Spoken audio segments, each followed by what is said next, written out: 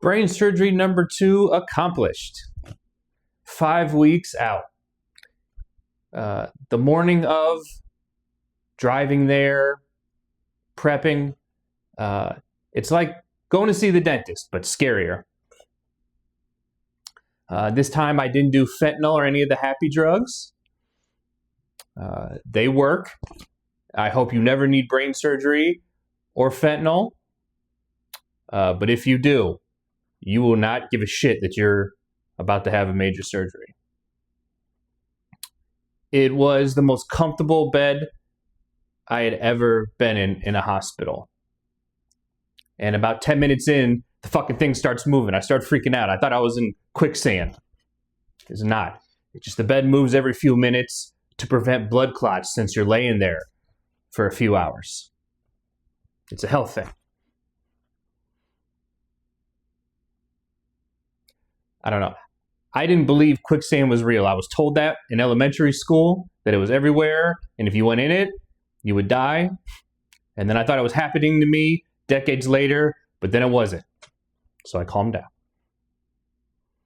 It felt like a movie being pushed into the OR. That scene in Gladiator towards the end, when Russell Crowe and Joaquin Phoenix are being lifted from below the Coliseum into the Coliseum to fight the most beloved gladiator versus the emperor of the Roman Empire, and the Hans Zimmer music is playing, and the sunlight on their faces as they come up to fight. It was epic. I was scared, but I knew I'd picked a good surgeon. When you go into the OR, there's like 90-inch big screens all around the room with MRIs, images of my brain for the past 2 years. Just massive images of Paul's brain. It was like my own museum. And even when they put the gas mask on me, I was still talking shit, still cracking jokes. I said, this room looks like the room in Spider-Man 2 where Doc Ock fights the scientists that try to take the robot arms off him.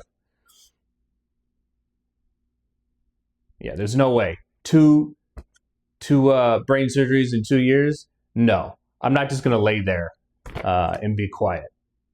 I have to talk. I have to say something. Like, come on. I'm 38.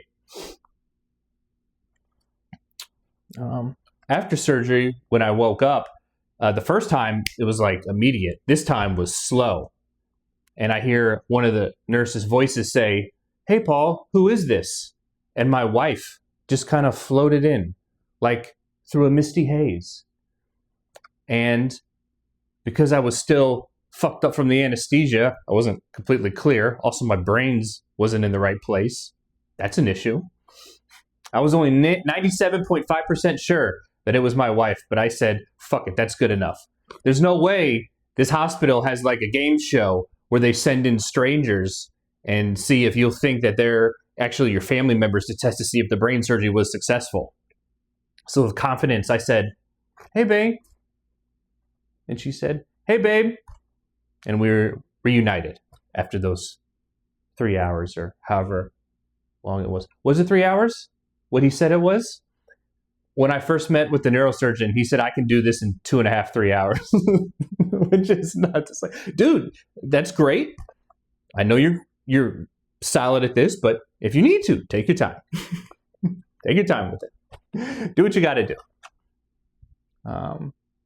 Physical therapy is going good.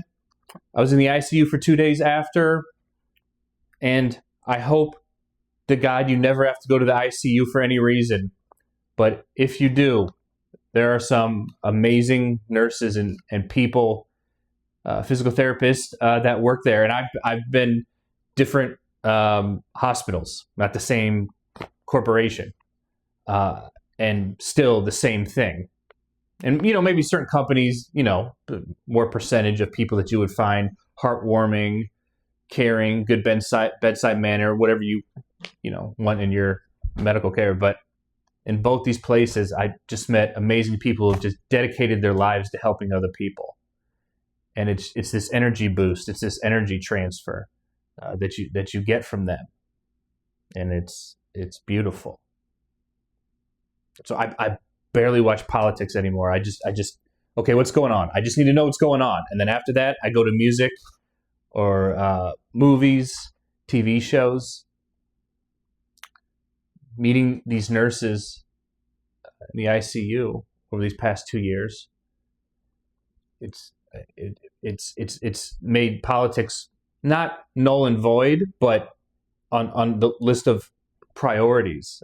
It's given me just so much hope that there's still a lot of great people out here, despite all the goofy stuff that's going on right now.